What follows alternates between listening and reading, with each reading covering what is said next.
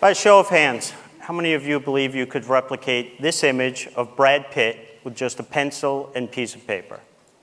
Well, I'm going to show you how to do this. And in so doing, I'm going to give you the skill necessary to become a world-class artist. And it shouldn't take more than about 15 seconds. But before I do that, how many of you believe you could replicate this image of a solid gray square? Every one of us.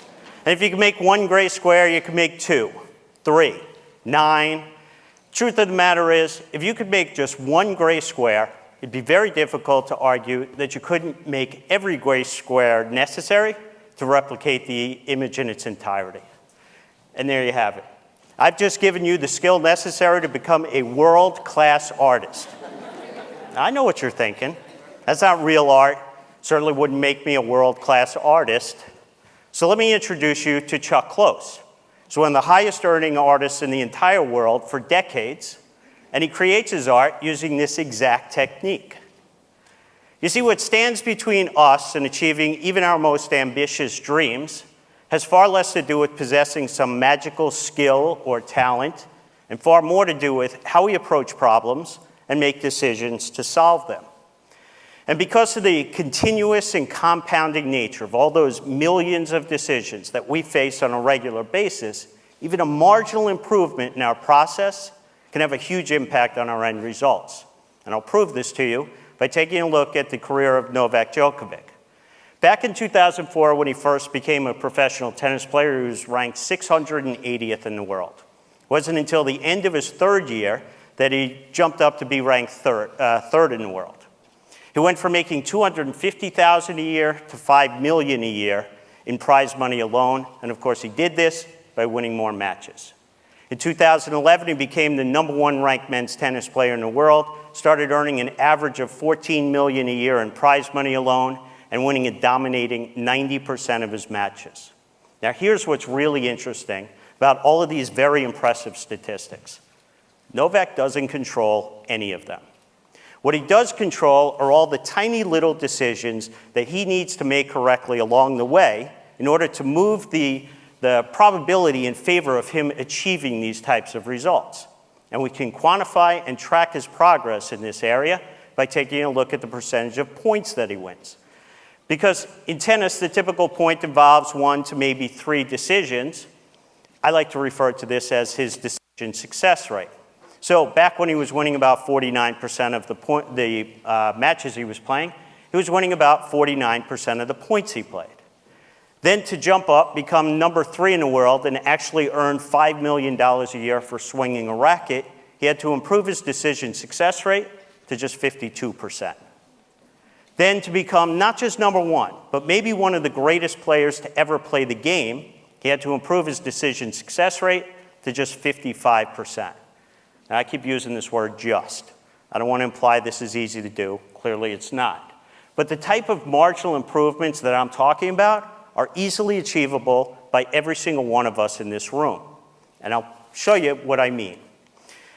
From kindergarten all the way through to my high school graduation, yes, that's high school graduation for me, every one of my report cards basically said the same thing. Stephen's a very bright young boy.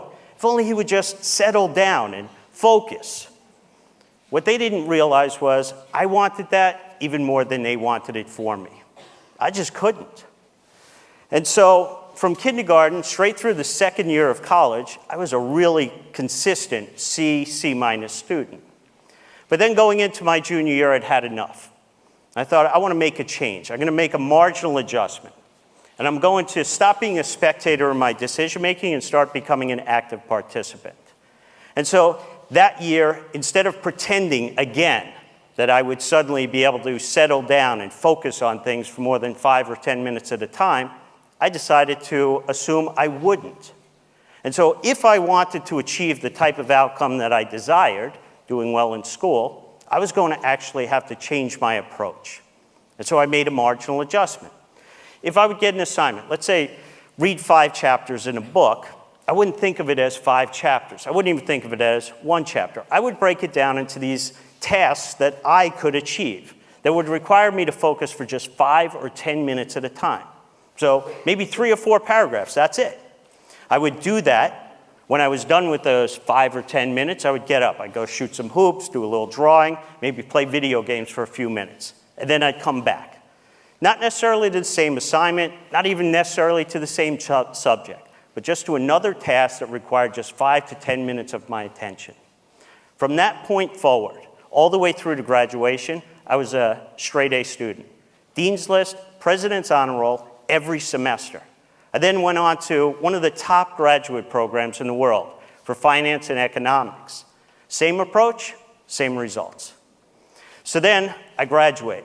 I start my career, and I'm thinking, this worked really well for me. You know, you take these big concepts, these complex ideas, these big assignments, you break them down to much more manageable tasks. And then along the way, you make a marginal improvement to the process, you nudge the odds of success in your favor. I'm going to try and do this in my career. So I did. I started out as an exotic derivatives trader at Credit Suisse. It then led me to be global head of currency option trading for Bank of America, global head of emerging markets for AIG International. It helped me deliver top-tier returns as a global macro hedge fund manager for 12 years and to become founder and CIO of 2 award-winning hedge funds. So it gets to 2001, and I'm thinking, this whole idea, it worked really well in school. It's been serving me well as a professional. Why aren't I applying this in my personal life? Like to all those big, ambitious goals I have for myself. So one day, I'm walking to work, and at the time, my commute was a walk from one end of Hyde Park to the other in London. It took me about 45 minutes each way. Hour and a half a day, 7.5 hours a week, 30 hours a month, 360 hours a year when I was awake, aware, basically wasting time, listening to music on my iPod. So on my way home from work that day, I stopped at the store. I picked up the first 33 CDs in the Pimsleur German language program, ripped them and put them onto my iPod.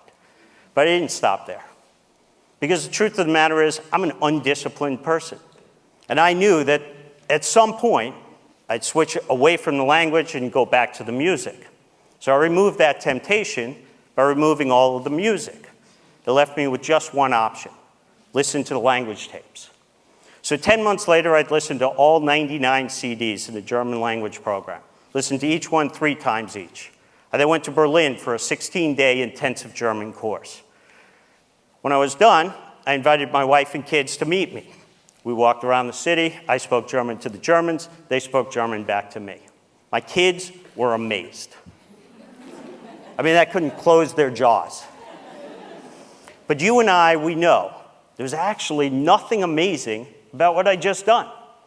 I made this marginal adjustment to my daily routine, this marginal adjustment to my process. Und jetzt, ich spreche ein bisschen Deutsch. And now I can speak some German. And so in that moment, I'm thinking, it's not supposed to be this easy for a guy like me, an old guy, to learn a new language. You're supposed to have to do that when you're a kid. And yet here I had done it, this marginal adjustment. So what other big, ambitious goals I've been holding on to, putting off until retirement, that I could potentially achieve if I just made a marginal adjustment to my routine? So I started doing them. I earned my auto racing license. I learned how to fly a helicopter, did rock climbing, skydiving, and learned how to fly planes aerobatically. Well, if you're like me, back in 2007, you might have the same goal I had. I was just moving back from London. I was about 25 pounds overweight and out of shape, and I wanted to rectify that. So I could go the typical route. You know, I could write a check to a gym I'd never go to, or I could swear to myself that I will never again eat those foods that I love but are doing all the damage. And I knew that going that route rarely results in the outcome you desire.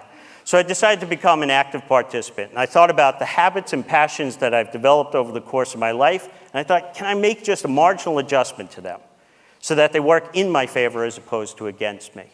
And so I did. I've got this habit where I've been walking an hour and a half a day for the last 7 years. And I've got this passion for being in the outdoors. And so that year, I didn't actually set the New Year's resolution to lose 25 pounds. I set a resolution to hike all 33 trails in the front country of Santa Barbara's mountains. And I'd never been on a hike before in my life. But the truth of the matter is, it's not about the 33 trails. You have to break this big, ambitious goal down into these more manageable decisions, the types of decisions that need to be made correctly along the way in order to improve the odds of achieving the type of outcome you desire. It's not about even one trail.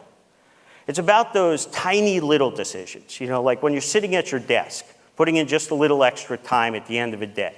Or you're lying on your couch and you're clicking through the channels on your remote control or scrolling through your Facebook feed. And in that moment, you make the decision to put it down. You go put on your hiking clothes. You go walk outside your front door and you shut it behind you. You walk to your car, you get in your car, and you drive to the trailhead. You get out of the car at the trailhead and you take one step. You take 2 steps, 3 steps. Every one of those steps that I've just described is a tiny little decision that needs to be made correctly along the way in order to achieve the ultimate outcome. Now, when I say I want to hike 33 trails in the front country, people think about the decisions at the top of the mountain. That's not what it's about. Because if you don't make the right decision when you're on the couch, there is no decision that occurs at the top of the mountain. So by the end of the year, I had hiked all 33 trails in the front country. I did them a couple of times each. I even did a few in the back country. I lost the 25 pounds, and I capped the year off by doing the hardest half marathon in the world, the Pier to Peak. In 2009, I got really ambitious. Ambitious for a guy who still to this day cannot settle down and focus on anything for more than 5 or 10 minutes at a time, and that was to read 50 books. But again, it's not about reading 50 books. It's not even about reading one book. It's not about reading a chapter, a paragraph, a sentence. It's about that decision when you're sitting at your desk at the end of the day, or when you're lying on the couch, or flicking through your Facebook feed, and you put down the phone. You pick up a book and you read one word. If you read one word, you'll read 2 words, 3 words. You'll read a sentence, a paragraph, a page, a chapter, a book. You'll read 10 books, 30 books, 50 books. In 2012, I got really ambitious. I set 24 New Year's resolutions. 12 of them were what I call giving resolutions, where I did 12 charitable things that didn't involve writing a check. But it's not without its failures.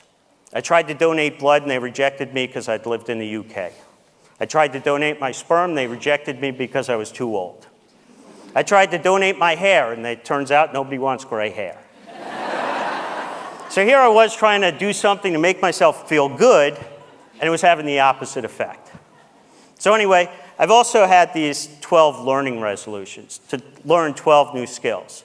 And when I was done with unicycling, parkour, slacklining, jumping stilts, and drumming, my wife suggested I learn how to knit. And I'll be honest, I wasn't all that passionate about knitting.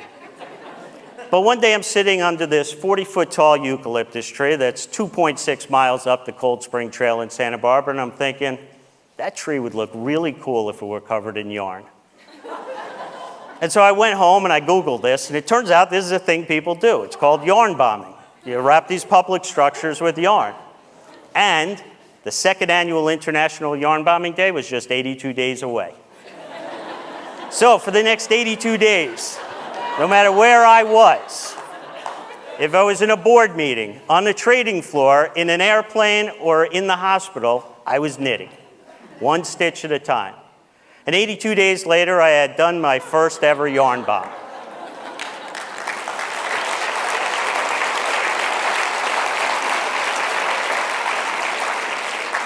And the response to it blew me away. So I kept going with bigger, more ambitious projects that required more engineering skills. And in 2014, I set the goal to wrap 6 massive boulders in Los Padres National Forest at the top of the mountains. But if I was going to pull this off, I'd need help. So at this point, I had a few thousand followers on social media as the yarn bomber. And I started getting packages, lots of packages. 388 contributors from 36 countries in all 50 states. In the end, I didn't wrap 1 massive boulder, I wrapped 18.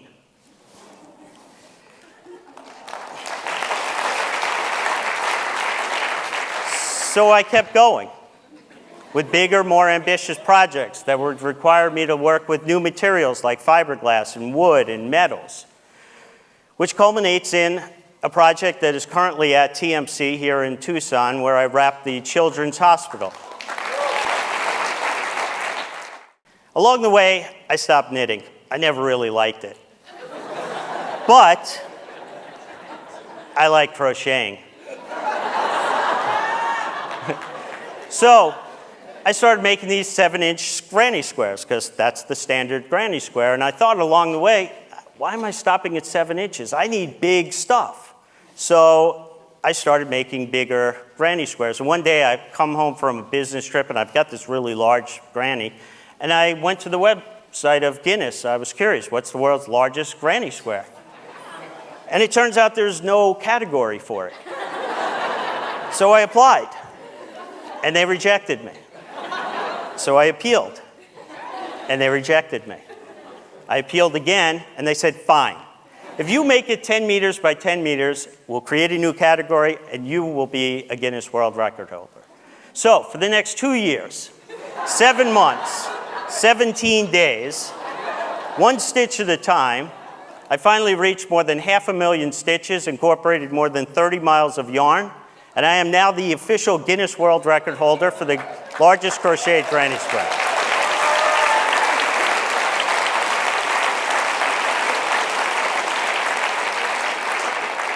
Along the way, I've garnered an awful lot of attention for my escapades.